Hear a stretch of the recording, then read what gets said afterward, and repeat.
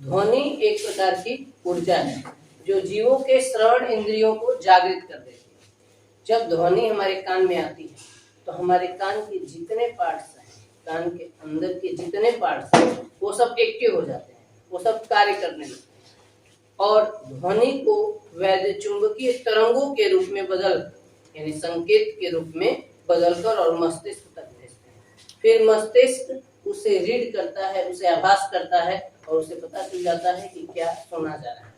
तो ध्वनि एक प्रकार की ऊर्जा है जो जीवों के श्रवण इंद्रियों को जागृत कर देती है। ध्यान रहेगा, ध्वनि एक प्रकार की ऊर्जा है जो जीवों के श्रवण इंद्रियों को जागृत कर देती है। ध्वनि उत्पन्न होने का कारण क्या है? मैं कह रहा हूं ध्वनि उत्पन्न होने का कारण क्या है? तो ध्वनि उत्पन्न होने का मुख्य कारण है वस्तुओं का कंपन करना, यानी जो भी स्रोत है जहां से भी ध्वनि आ रही है उसे कंपन करना, उसके कंपन से ही ध्वनि उत्पन्न होती है। जैसे मैं बोल रहा हूं तो मेरे गले में कंपन हो रहा है, कंपन से ही ध्वनि उत्पन्न होती है। आप एक स्केल लेकर और कहीं मार रहे हो तो उससे ध्वनि आ रही है, उससे आवाज आ रही है, इसका मतलब वो वस्तु जहां पर आप स्केल से ऐसे मार रहे हैं वो वस्तु कंपन करने लग जा रही है, या आपकी स्केल भी कंपन कर रही है, तो दोनों से ध्वनि उत्पन्न आएगी।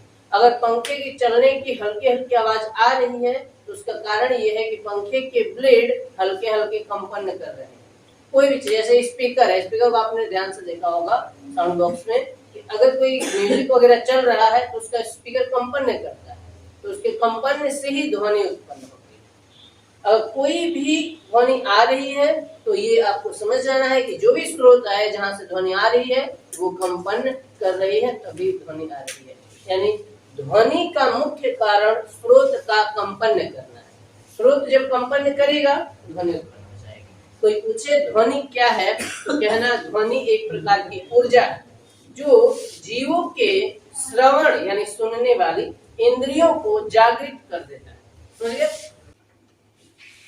जब हम लोग स्कूल की घंटे को हथौड़े से मारते हैं तो बहुत तेज ध्वनि उत्पन्न होती है। उसका कारण ये है कि वो प्लेट जिस पर हम मार रहे हैं उसके सभी कण वाइब्रेट कर रहे हैं। अगर हम हथौड़े से मारकर और उस घंटी को दूसरे हाथ से पकड़ ले, छू दे, तो ध्वनि जल्दी ही खत्म हो जाती है, बहुत तेजी से बंद हो जाती है, क्योंकि हमने जब उसे पकड़ लिया प्लेट को तो उसके कण जो वाइब्रेशन में थे, घंटी जो कंपन कर रही थी, वो कंपन खत्म हो जाएगा, उसके कण वाइब्रेशन बंद कर देंगे तो ध्वनि बंद हो जाएगी। जब हमारे घरों पे कोई बर्तन वगैरह गलती से गिर जाए तो झंझनाहट कितनी आती है, साउंड उत्पन्न। हम जल्दी से क्या करते हैं, उसे छूने की कोशिश, छू लेते हैं या पकड़ लेते हैं, साउंड बंद करते हैं। और अगर नहीं छुए, नहीं पकड़े तो काफी देर तक झंझनाहट उत्पन्न रहती है, यानी साउंड मिलता रहता है। तो जल्दी से हम उसे पकड़ लेते हैं, छू देते हैं ताकि साउंड बंद हो जाए। तो इससे साफ पता चल रहा है कि कंपन करने से ही ध्वनि उत्पन्न हुआ। स्वरित्र द्विभुज क्या होता है? तो स्वरित्र द्विभुज ऐसे बना हुआ एक चिमटे के आकार का बना हुआ युक्ति है। इसमें ये हैंडल है पकड़ने वाला और ये दोनों इसके भुजे हैं, भुजा है, मतलब एक चिमटे के आकार का बना हुआ है, युक्ति है। इसको पकड़ के और मारना है, हल्का सा कहीं ऐसे मारने पर इसमें वाइब्रेशन आता है और बहुत तेजी से दोलन करने लगेगा। इसके ये जो दो सिरे हैं वो कंपन करने लग जाएंगे, इस तरीके से इसमें कंपन मिल जाएगा और साउंड उत्पन्न होगा, ध्वनि उत्पन्न। इसे हम क्या करेंगे, किसी बाल्टी में भरे हुए जल में डुबोएंगे। पहले इसको पकड़ के हम लोगों ने ऐसे कहीं मारा, साउंड उत्पन्न हुआ, ये कांपने लगा। अब इसे हम लोग एक भरी हुई बाल्टी में डुबाएंगे और देखेंगे कि आसपास की जो पानी है वो वाइब्रेट करने लगा, यानी पानी जो है वो हिलने लगा। इससे साफ पता चल रहा है कि इसमें कंपन है। पानी में डालते ही साउंड बहुत तेज से धीरे धीरे होकर खत्म हो जाएगा, बहुत तेज से खत्म हो जाएगा साउंड। इससे पता चलेगा कि अभी ये कंपन नहीं कर रहा है तो साउंड नहीं है, और जो कंपन कर रहा था तो ध्वनि था। इससे साफ पता चलेगा कि कंपन से ही ध्वनि उत्पन्न होती है। ध्वनि कैसे आगे चलती है, वो एक जगह से दूसरी जगह कैसे पहुंच रही है, इन बातों को समझ लेते हैं। हमें ये पता है कि ध्वनि को गति करने के लिए, एक स्थान से दूसरे स्थान तक जाने के लिए किसी न किसी प्रकार के पदार्थिक माध्यम की आवश्यकता होगी। पदार्थिक माध्यम की सहायता से ही ध्वनि एक स्थान से दूसरे स्थान पर जाएगी, क्योंकि हम कार के अंदर जब बहुत तेज म्यूजिक बजाते हैं तो बाहर सुनाई नहीं देता है। इसका कारण ये है कि कार के अंदर की वायु अंदर ही है और बाहर की वायु बाहर है ना। वायु एक दूसरे में स्थानांतरित नहीं हो पा रही है, अंदर वाली बाहर नहीं जा रही है, बाहर वाली अंदर नहीं आ रही है। अगर अंदर आ रही है ऑक्सीजन की कुछ मात्राएं तो उसको अलग टेक्निक से बनाया गया है, उस पर हम डिस्कस नहीं करेंगे। लेकिन अंदर की ध्वनि बाहर नहीं आने का मुख्य कारण यही है कि अंदर के माध्यम जो है वायु में वो बाहर नहीं आ पा रहे। ध्वनि को एक स्थान से दूसरे स्थान तक जाने के लिए निश्चित तौर पर माध्यम की आवश्यकता है, और वो माध्यम है वायु में उपस्थित धूल के कण। अब धूल के कण का मतलब वो पॉल्यूशन नहीं है। यहाँ पर धूल के कण का मतलब ये है कि जब किसी अंधेरे कमरे में प्रकाश की एक छोटी सी किरण आती है तो आप लोगों ने उस किरण के रास्ते में, उस किरण के पथ में देखा होगा कि धूल के कण एकदम छोटे छोटे से उड़ते रहते हैं, है ना। टॉर्च जलाने पर भी वो दिख सकता है। ये प्रभाव टिंडल प्रभाव कहलाता है साइंस में, टिंडल प्रभाव कहलाता है साइंस में। तो वो जो उड़ते हुए कण छोटे छोटे दिखाई देते हैं ना, उनका होना बहुत जरूरी है, और उन्हीं के होने के कारण ध्वनि आ पा रही है। और मैं जो भी कुछ बोल रहा हूँ आप सबको सुनाई दे पा रहा है। वही माध्यम है, वायु ही माध्यम है, वायु में उपस्थित वो छोटे छोटे कण ही माध्यम है जो ध्वनि को एक स्थान से दूसरे स्थान ले जाए। ये कैसे लेकर चलते हैं इसे भी समझ लेते हैं। यहाँ मान लो यहाँ साउंड उत्पन्न हुई, ध्वनि उत्पन्न हुई, इसके वाइब्रेशन से ध्वनि उत्पन्न।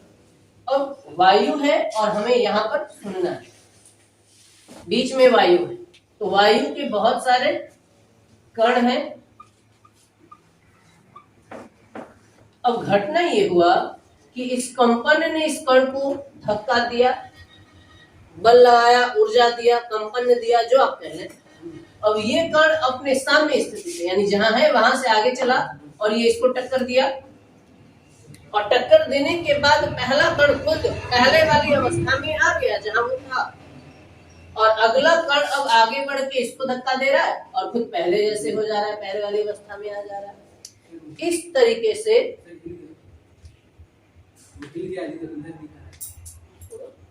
क्लास तो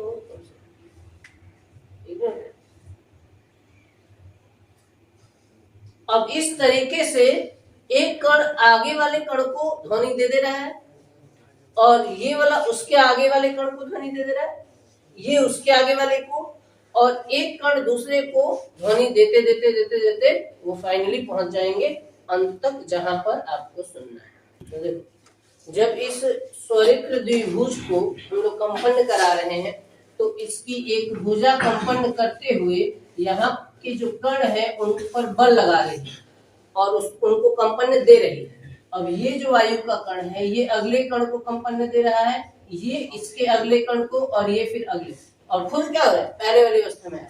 जैसे ये एक कण गया दूसरे कण को दिया और खुद पहले वाली अवस्था में आ गया। अब ये कण आगे जा रहा है और दूसरे को देके खुद पहले वाली अवस्था में आ जा रहा है। इस तरीके से ये टकराते हुए एक दूसरे को ऊर्जा देते हुए, और सिर्फ ऊर्जा एक जगह से दूसरी जगह पहुंच जा रही है, यानी बस ध्वनि एक जगह से दूसरी जगह पहुंच गई और जो कण है वो जहां थे वहीं रह गए। जैसे हम लोगों में से 50 लड़के लाइन से खड़े हो जाएं और मैं पहले वाले लड़के को ये मार्कर दूं, और वो लड़का वहीं है, बस मार्कर ले रहा है और पास वाले को दे दे रहा है। फिर उसके पास वाला जो ले रहा है मार्कर को इधर से, वो बस इधर दे दे रहा है। फिर उसका अगला वाला मार्कर एक हाथ से लेकर और दूसरे हाथ को, या दूसरे लड़के को दे दे रहा है दूसरे हाथ से। इस तरीके से क्या होगा, जो लड़का जहां खड़ा है वो वहीं रह जाएगा और मार्कर एक स्थान से दूसरे स्थान पहुंच जाएगा।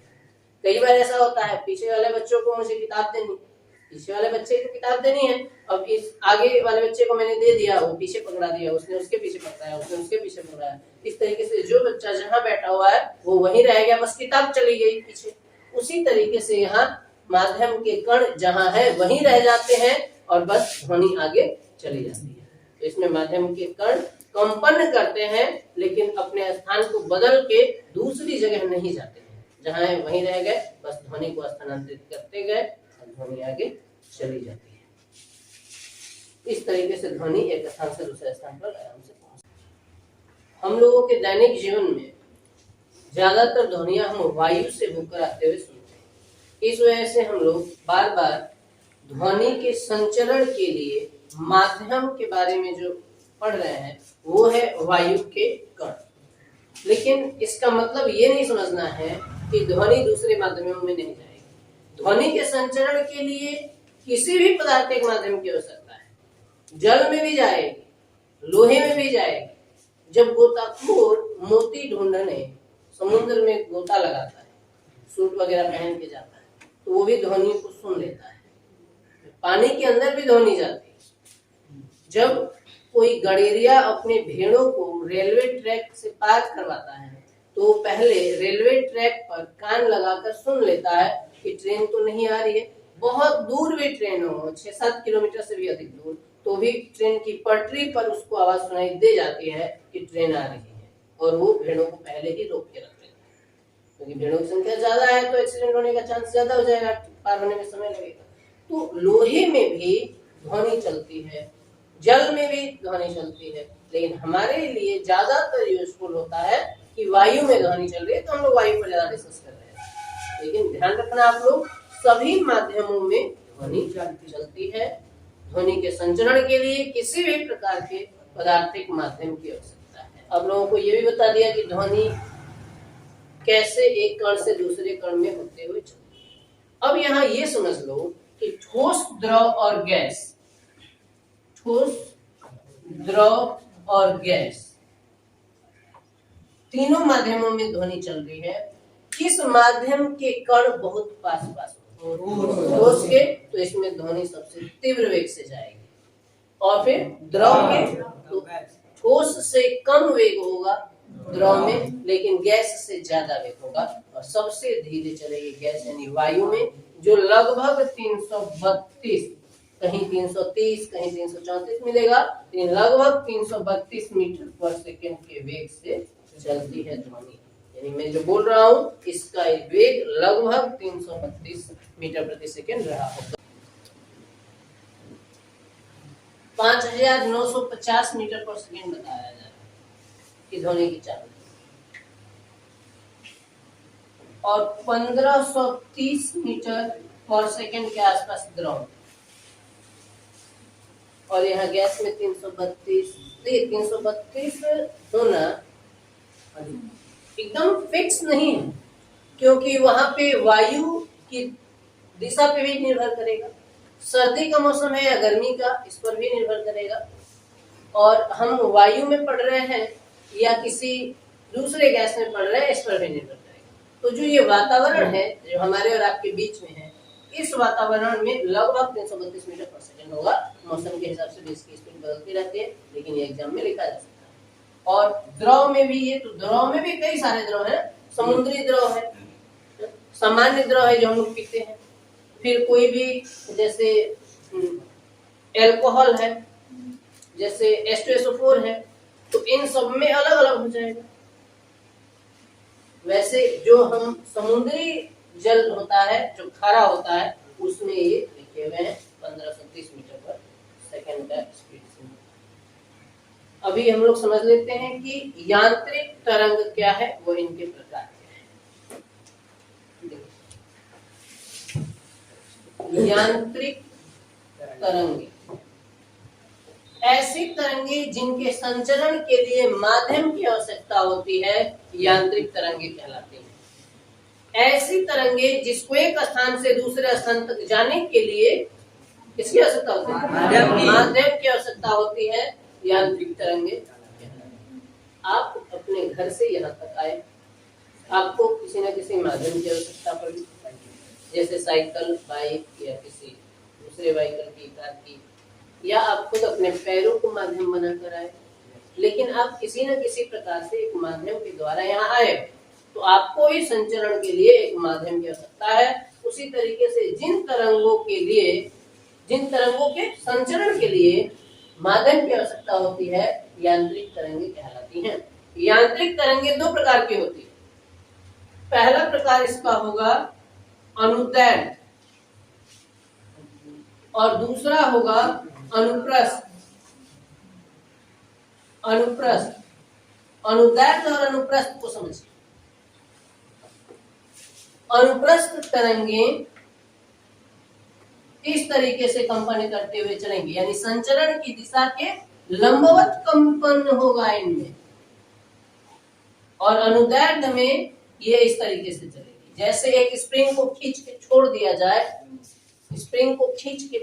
जाए, तो स्प्रिंग अंदर बाहर गति करेगा, कंपन करेगा, उसी तरीके से ये कंपन होगा। तो अनुदैर्ध्य और अनुप्रस्थ में कण ऊपर नीचे कंपन करेगा। संचरण की दिशा ये रही, संचरण दाहिनी तरफ राइट साइड में हो रहा है और कंपन ऊपर नीचे हो रहा है। तो संचरण की दिशा के लंबवत कंपन होने पर अनुप्रस्थ होता है, और संचरण की दिशा में कंपन होने पर अनुदैर्ध्य होता है।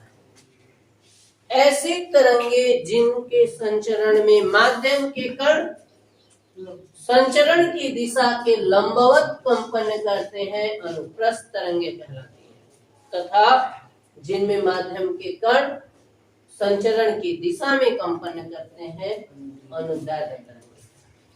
मैं जो बोल रहा हूं ना, आप तक तो ध्वनि जारी है। इसमें यहां से जो कण निकला वो ऐसे चल रहा है, ऐसे लहराते हुए ऊपर नीचे नहीं चल रहा, समझ पा रहे? ऐसे लहराते हुए ऊपर नीचे नहीं चल रहा, ये सीधा चल रहा है ऐसे, और आपके कानों तक जा रहा है। अगर ये लहराते हुए चलता है, जैसे आप एक पत्थर लेकर और पानी में, तो उसमें जो तरंगे उत्पन्न होती है, लहरें वैसे ऐसे होती है, तो वो हो जाएंगे आपके अनुप्रस्थ। और जो सीधा स्प्रिंग को खींच के छोड़ने पर जो ऐसे ऐसे कांपते हुए आगे बढ़े, वो हो जाएगा अनुदैर्ध्य। तो अनुदैर्ध्य तरंगे हैं ध्वनि तरंगे। ध्वनि तरंगे लहराते हुए नहीं चलती, सीधा चलती हैं आपकी तरफ।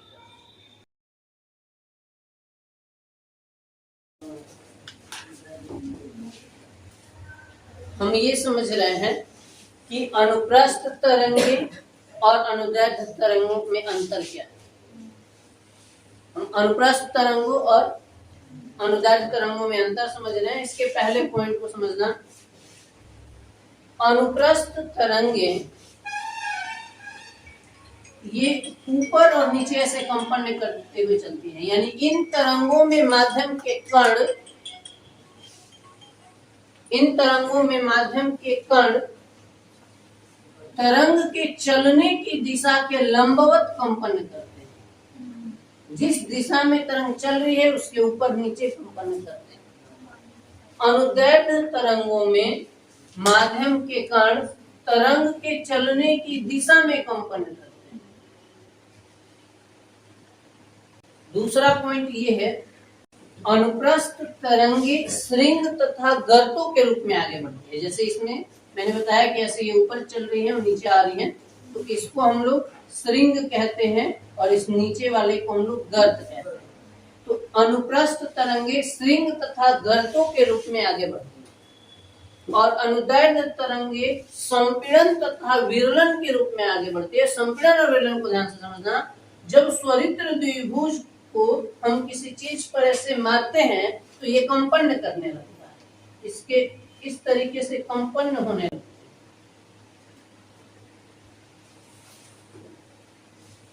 और जब ये कंपन होता है तो पास में माध्यम को वायु के कण को धक्का देता है। अब यहाँ से जब धक्का देता है तो वायु के कण कुछ बिंदुओं पर, यानी कुछ जगहों पर कह लीजिए, पास पास आ जाते हैं, और कुछ जगहों पर ये माध्यम के कण दूर दूर हो जाते हैं।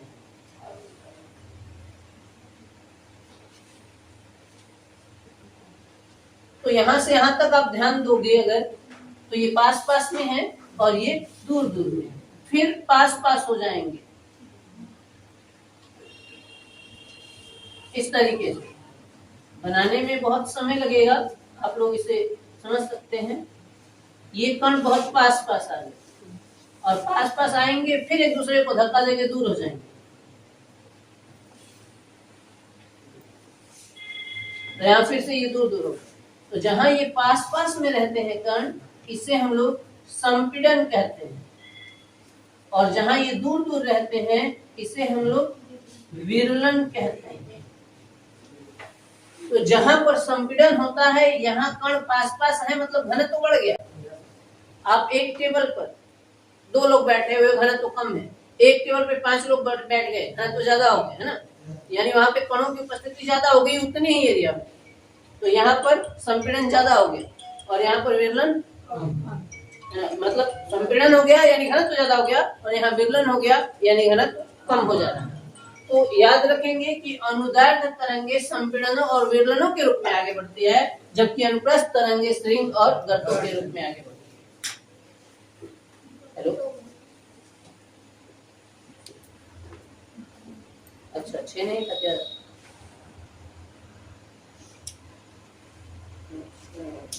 ये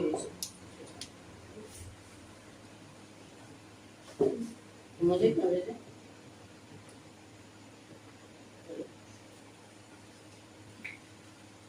ठीक है, एक अब सिंगल एक ट्राई करो तो एक नहीं जाएगा ना। ठीक है, चलो।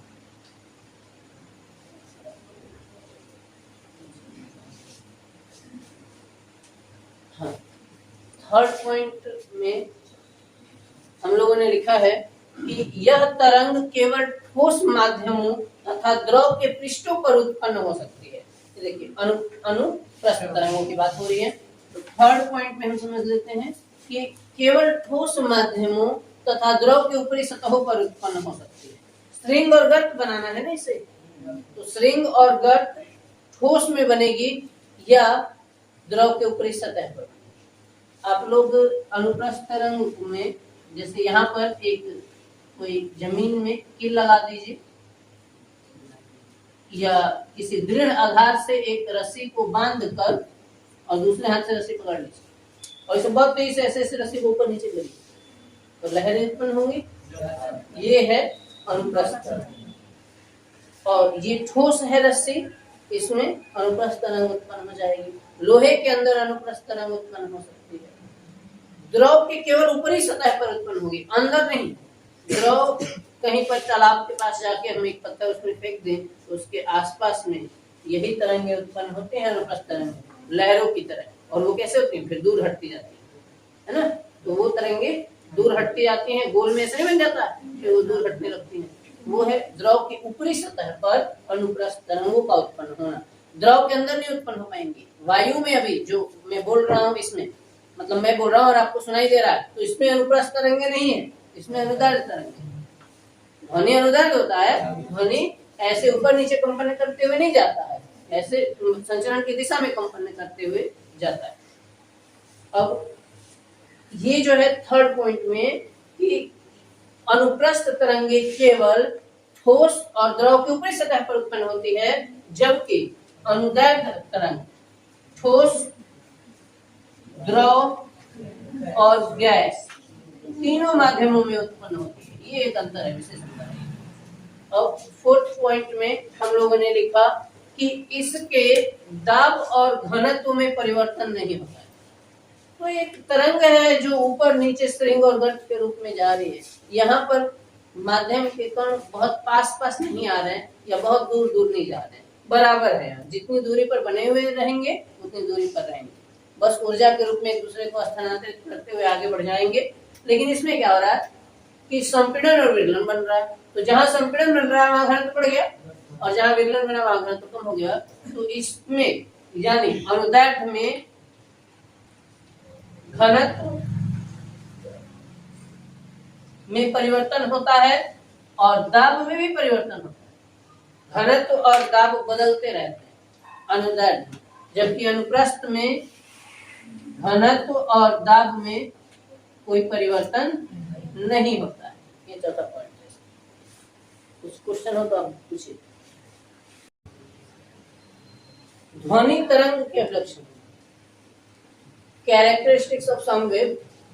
इसमें हमें ध्वनि से रिलेटेड कुछ पॉइंट्स पढ़ने हैं। जैसे फर्स्ट पॉइंट में हम लोग समझ लेंगे कि आवृत्ति क्या होता है, फिर तरंगदैर्घ्य क्या होता है, आवर्तकाल क्या होता है, इन सब पॉइंट्स को हमें पढ़ना है। आवृत्ति, आयाम, तरंगदैर्घ्य या इनकी चाल वगैरह क्या है।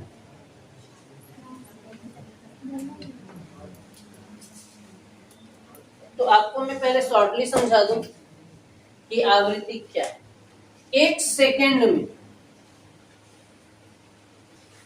सेकंड में कंपनों की संख्या आवृत्ति कहलाती है। इसका मतलब ये हुआ कि एक सेकंड में कोई भी तरंग कितनी बार कंपन कर रहा है, और कंपनों की संख्या कैसे निकालोगे, और एक कंपन किसी पूरा समझोगे। यहां से एक बार ऊपर गई ये आधा हुआ, और नीचे से भी जाके वापस आ गई ये पूरा हुआ। तो इस बिंदु O से लेकर इस बिंदु P तक एक कंपन कहेंगे। ये है आधा कंपन और ये है कंप्लीट यानी पूरा। तो ये एक हुआ। वैसे ही ये 2 हो गया, ये 3 हो गया, आगे बढ़ते जाना है। तो एक सेकंड में कोई भी तरंग कितनी बार कंपन कर ले रही है, उन कंपनों की संख्या आवृत्ति का है। यानी अगर कोई तरंग एक सेकंड में 500 बार कंपन कर रही है तो उसकी आवृत्ति 500। किसी तरंग द्वारा एक सेकंड में किए गए कंपनों की संख्या आवृत्ति कहलाती है। अब आयाम क्या है? तो कंपन के दौरान एक तरफ अधिकतम विस्थापन को आयाम कहते हैं। ये देखिए एक लाइन खींचा मैंने बीच में, ये है आयाम, इसे ए से प्रदर्शित करते हैं।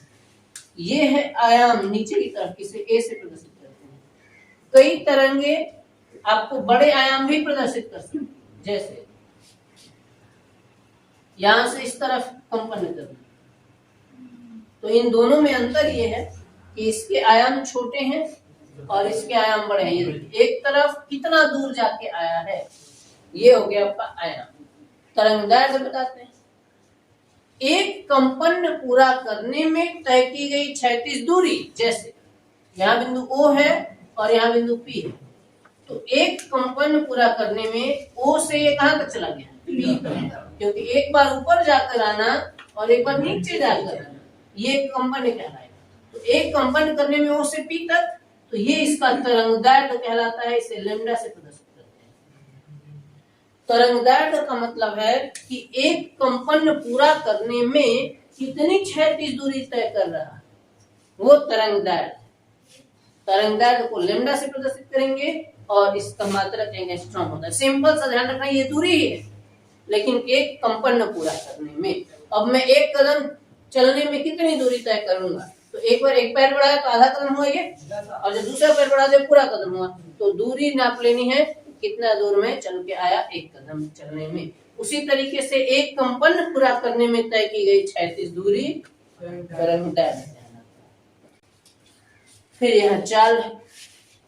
चाल को समझेंगे, पहले इन 3 बिंदुओं को देख ले ढंग से, 3 बिंदुओं को लिख भी ले, तब आगे बढ़ेंगे। रिपीट कर देता हूं एक बार। आवृत्ति किसी कंपन द्वारा, किसी तरंग द्वारा,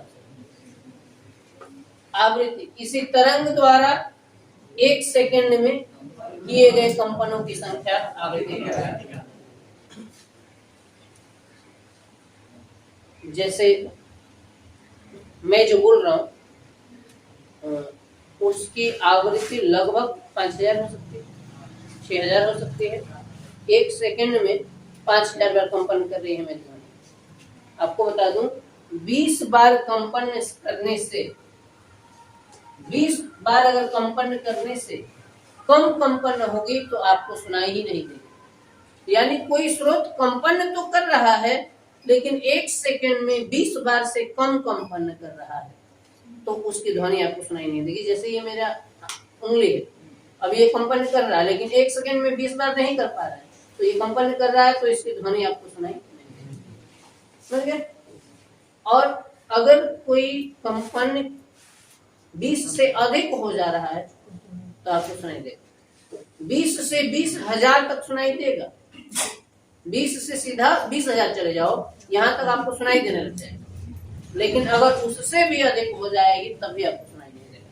यानी हमारे कानों की जो क्षमता है, श्रवण क्षमता, वो 20 हर्ट्ज से लेकर 20,000 हर्ट्ज तक है। 20,000 हर्ट्ज तक। हर्ट्ज आवृत्ति का मात्रक है।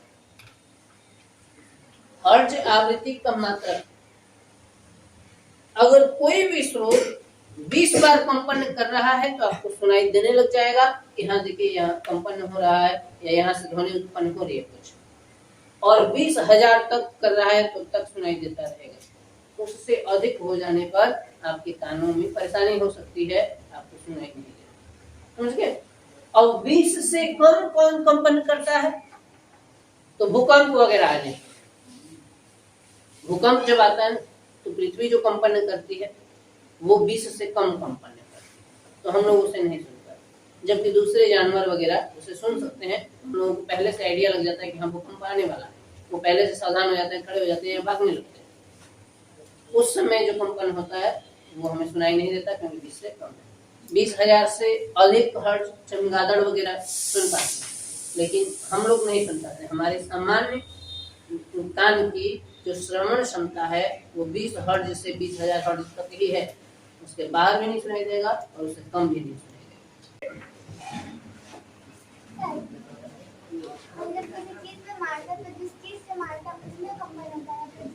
जिस पर मारते हैं उसमें भी, जिस चीज से मारते हैं उसमें भी कंपन, दोनों में डिपेंड करता है कि कौन ज्यादा कंपन करता है।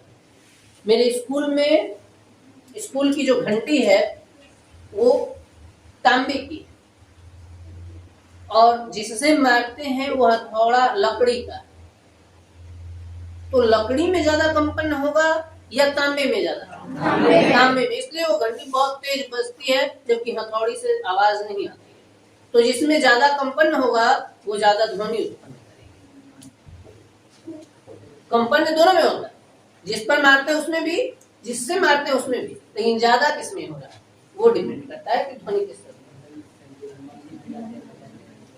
अभी हम लोग अब चाल, और इसके बाद एक और पॉइंट आता है, चाल के बाद तरंगदैर्घ्य। अरे हाँ बिल्कुल, आवर्तकाल। इन दोनों टॉपिक को भी देख लेते हैं। देखो, पहले आवर्तकाल को समझ लीजिए तब चाल हम समझ पाएंगे। आवर्तकाल का मतलब होता है कि एक कंपन पूरा करने में कितना समय लग गया।